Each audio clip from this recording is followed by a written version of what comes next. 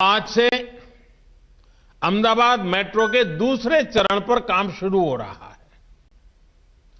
Ahmedabad metro rail project में अब Motera stadium से महात्मा मंदिर तक एक कॉरिडोर बनेगा और दूसरे कॉरिडोर से जीएनएलयू और गिफ्ट सिटी आपस में जुड़ेंगे।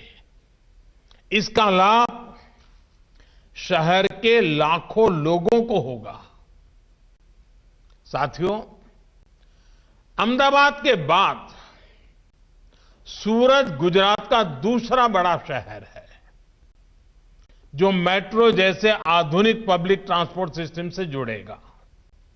सूरत में मेट्रो नेटवर्क तो एक प्रकार से पूरे शहर के महत्वपूर्ण व्यापारिक केंद्रों को आपस में कनेक्ट करेगा। एक कॉरिडोर सरथना को ड्रीम सिटी से तो दूसरा कॉरिडोर भैसन को सरौली लाइन से जोड़ेगा। मेट्रो के इन प्रोजेक्ट की सबसे बड़ी खासियत यह है कि ये आने वाले वर्षों की जरूरतों का आकलन करते हुए भी बनाए जा रहे हैं। यानी जो आज इन्वेस्टमेंट हो रहा है उससे हमारे शहरों को आने वाले कई सालों तक बेहतर सुविधाएं मिलेगी। भाई और बहनों, पहले की सरकारों की जो अप्रोच थी, हमारी सरकार कैसे काम कर रही है, इसका बेहतरीन उदाहरण क्या फर्क था, ये बहुत भली भांति देश में मेट्रो नेटवर्क का विस्तार से पता चलता है। 2014 से पहले के 10-12 साल में सिर्फ 225 किलोमीटर मेट्रो लाइन ऑपरेशनल हुई थी। वहीं बीते 6 साल में 450 किलोमीटर से ज्यादा मेट्रो नेटवर्क चालू हो चुका है। इस समय देश के 27 शहरों में 1000 किलोमीटर से ज्यादा के नए मेट्रो नेटवर्क पर काम चल रहा है। साथियों, एक समय था जब हमारे देश में मेट्रो के निर्माण को लेकर कोई आधुनिक सोच नहीं थी। देश की कोई मेट्रो पॉलिसी भी नहीं थी।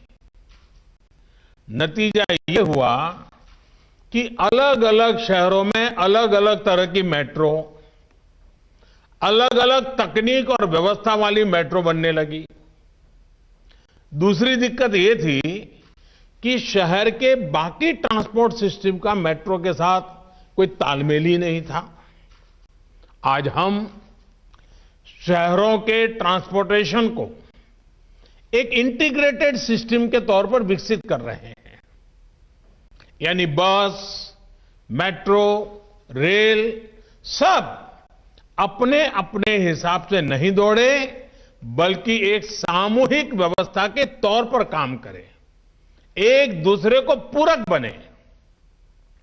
यहां अहमदाबाद मेट्रो में ही जो नेशनल कॉमन मोबिलिटी कार्ड, जब मैं वहां आया था, लॉन्च हुआ था, वो भविष्य में इस इंटीग्रेशन में और मदद करने जा रहा है। साथियों, हमारे शहरों की आज की क्या जरूरत है और आने वाले 10-12 सालों में क्या जरूरत होगी, इस विजन को लेकर हमने काम शुरू किया। अब जैसे सूरत और गांधीनगर को ही ले लीजिए।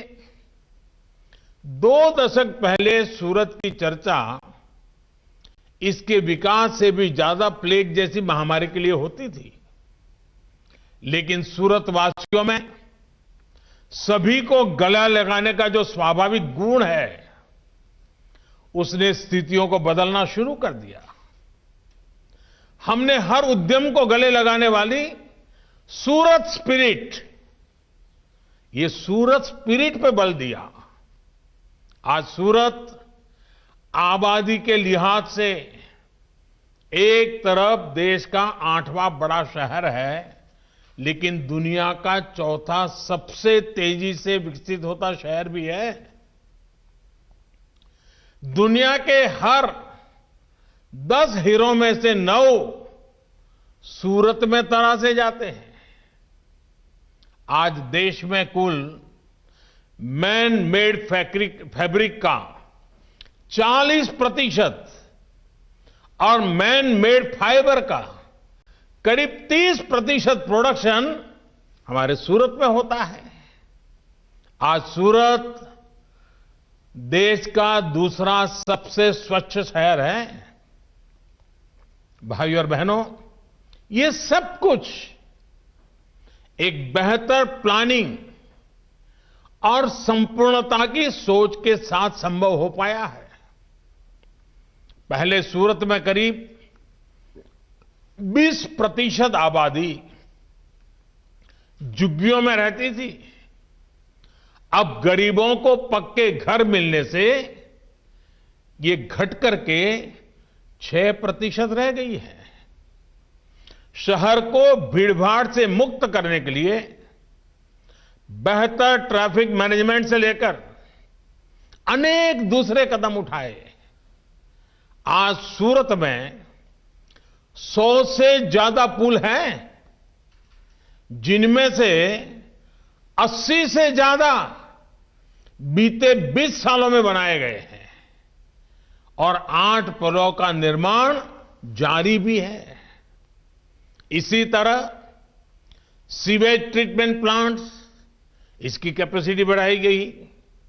आज सूरत में करीब 1 दर्जन सीवेज ट्रीटमेंट प्लांट्स हैं।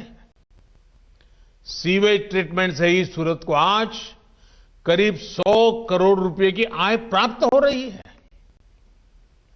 बीते सालों में सूरत में बेहतरीन आधुनिक अस्पतालों का निर्माण किया गया। इन सभी प्रयासों से सूरत में ईज ऑफ लिविंग बेहतर हुई। आज हम देखते हैं कि सूरत एक भारत श्रेष्ठ भारत का कितना बेहतर उदाहरण है। यहां में पूर्वांचल, ओडिशा, झारखंड, पश्चिम बंगाल, नॉर्थ ईस्ट, देश के कोने कोने से अपना भाग्य चमकाने के लिए आए हुए लोग, हमारे उद्यमी लोग,